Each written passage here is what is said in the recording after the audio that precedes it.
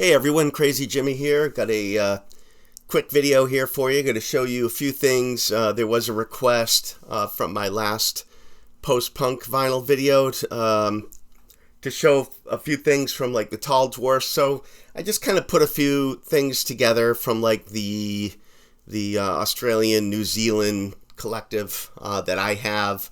Of course, there's a lot more that some I don't have, some I do, but I just pulled a selection of like 10 to show you here from mostly New Zealand, but some, I think Australia, a couple from Australia, I'm not sure, but they're all probably New Zealand, but sometimes I mix them up, I apologize. But anyways, let's jump right into it. First, I'm going to start with this one here, Alec Bathgate.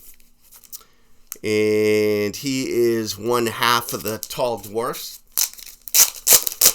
And Alec tended to be more of the straightforward pop of the band, and then Knox was he usually was the one producing the odder material. I don't know how to explain it. A little more arty. So Alec was more straightforward, and they really made a good combination because of that, good tension, push pull, a lot of replay value on those Tall Dwarf records, which I'll be showing you some of mine. But this is his solo from the 90s. I want to say this was like 96, I believe. But yeah, this is a great pop album, great New Zealand pop album from the 90s. Fits right in that era of music. But Alec Bathgate, if you can find, this is an original pressing. I don't know if it's ever been repressed, but I don't think this will break the bank. All right, next up, where can I put this so it doesn't fall? Right over here. Next up, we've got Belter. I hope I'm pronouncing this right. Belter Space Vortura. I want to say Vortura, I guess. But here, let me pop the record out. Here's the back. Really good 90s, lo-fi, noisy, spacey indie rock. Definitely spacey. Some people call it noise pop. It's on the Matador label. Some people call it indie rock. I mean, it's spacey, it's noisy, it's good. There's a little bit of electronic elements running through. Here's the inner. This is an original pressing. Inner sleeve on Matador. I actually haven't listened to this one in quite some time, so I definitely want to probably leave this out to give it another spin. It's been a little while since I heard that Belter Space. Next up, I think most of you know who these guys are. This is the Clean Oddities. And there's the back. Couple albums in here featuring some rare songs, B-sides, stuff like that by the Clean. So, yeah, really good indie rock, indie pop. I'll throw that over here. Next up, on this one I actually have listed for sale. So if anyone's interested, this is Massive Stereo Sellout by Now. And this is definitely electronic rock, a little bit of kraut, electronica, a little bit of noise. It's on the Flying Nun, that beautiful Flying Nun label. There. Here's the back. Yeah, really hard to find this in the States, but I've got one, so if anyone was looking for this, reach out. I'll give you a deal on it, since you'd be getting it offline and all that. Massive Stereo Sellout, Flying Nun Records. I think they're from New Zealand as well. All right, let's jump in. Before I jump into my Tall Dwarf collection, I'm going to show you my King Loser collection. Sonic Super Free Hi-Fi by King Loser. Look at that cover. So good. Love the cover. Little muscle car there. Show you this vinyl in the backing. King Loser reminds me of, you know, like Sonic Youth in their heyday. There's the back. Really cool. A lot of feedback. Noise. This is noise pop. I mean, it's really good. I mean, they took that, what Sonic Youth was doing on like Daydream Nation, and just ran with it. I mean, there's some other touch points here as well, but this is just, I mean, I love all their records. There's the back, though. The back, it's just so cool. A little space action going on there. King Loser. And they are from, King Loser's from New Zealand, I'm pretty sure.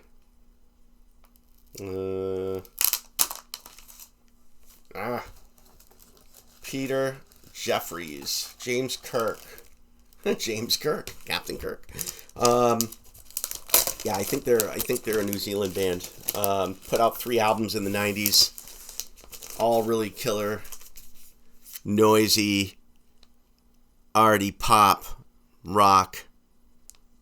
But it's noisy. Love it. Alright, next up, another King Loser. They like I said, they had 3. This is Call of the Outlaw. There's the label. Again, another great indie noise rock album. Pretty cool pitchfork there. And then last but not least, from King Loser, this is You Cannot Kill What Does Not Live. Sorry for the glare. Here we go. It's got a big boombox there. This is also on Flying Nun. Flying Nun's such a great label. But yeah, if you've never heard of King Loser and you like Sonic Youth, check it out. You will love those King Losers. You're going to want all 3 of them. All right, next up, I showed you an Alec Bathgate solo, which I think that was like his first one I showed you. This is Chris Knox Croaker. Love this cover, by the way. And look at the back. It's just so cool. I got to show you the record, too. But yeah, this is probably my favorite Knox album. This is an original pressing. It's got like a kind of like a textured front to it. Pretty cool. Yeah, let's pull this out, show you the inner sleeve. It's got the lyrics. And like I said, this is his solo work, so you don't have any of the pop sensibilities from Alec Bathgate on here, but that's okay, because Knox can also belt out a really good 4-track bedroom pop song as well.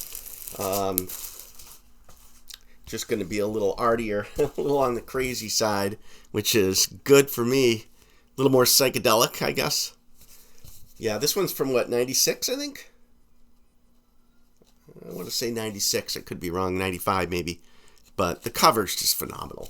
Front and back. Just great cover. Great artwork. All right, I think all the rest are Tall Dwarfs, so let's get going on it. This is Hello Cruel World from, I think, 1988. This is a Homestead release. Here, this is the earliest one I have from them. There's the back. Of course, you got Chris Knox and Alec Bathgate in all their glory. This is Fork Songs. The Fork. These are all originals too. Here, I'll pop up the record. Pretty sure this is Flying Nun. Yeah, all the rest are probably Flying Nuns. And here's the record. Really, Flying Nun's great. They give you the poly-lined inner sleeve with it. So they really, their packaging's always really top-notch. And got a few more. Now, if you were to ask me my favorite Tall Dwarfs album, maybe Weevil, which is coming. But, I like them all pretty equal. Here's Weevil. I think this is considered by Tall Dwarfs fans as their best. But everyone's going to have a different pick, I'm sure. Flying Nun. And this is an original, and I think this came with a booklet too. Let me show you that. There's a booklet in here. There's the back, by the way. Did this come? Yeah, it did. So yeah, when you're getting an original of this, you want to, definitely make sure the booklet's in there. And it's really thick booklet. I mean, there's a lot of pages here, and I'll show you the inside.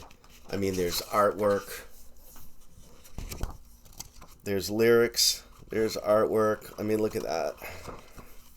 Very comic-like. How many pages? It's like 12 pages in here. No, yeah, you definitely, if you're getting an original one of these, just make sure the booklet is included. Definitely gonna want that. And if it's not, it's not gonna fetch a premium, that's for sure. But you always want to make sure the booklet's in there. And believe it or not, a lot of them don't have it for some reason. Don't know why. I don't know what people are doing with the booklets. Maybe they're hanging them on their wall. I don't know. But yeah, this is probably my favorite one here, but it's debatable. All right, and then we have Stumpy, which actually this one really grew on me. And the covers, the art, I mean, take it or leave it. I'm okay with it.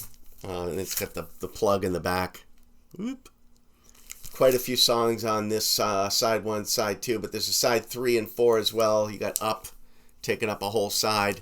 But yeah, this one actually grew on me. It was probably one of my least favorite Tall Dwarf albums, and then now it's, I love it. So I'm not going to say it's in the top 3, but I love it. It's great. And then last but not least, a lot of great tracks on this. The 3 EPs. It's a 3 EP set, 10-inch set, and this one's in the shrink. They're hand numbered. This one's numbered 178. I forgot how many were pressed. I think maybe 1,000 were pressed. But yeah, this is a must-have if you're a Tall Dwarfs fan, to get the original of the 3 EPs. That's just like a DIY sticker on the front and the back. That's just how it came. Here, let me pop it open. It's the last one I'm showing, so might as well pop it open and show you what's going on in here. You've got a bunch of, couple printed inner sleeves right there. Let's see what else is in here. Yeah, you got another one there. Whoop. There we go. A couple inserts. There you go. And then your 3 EP insert right there.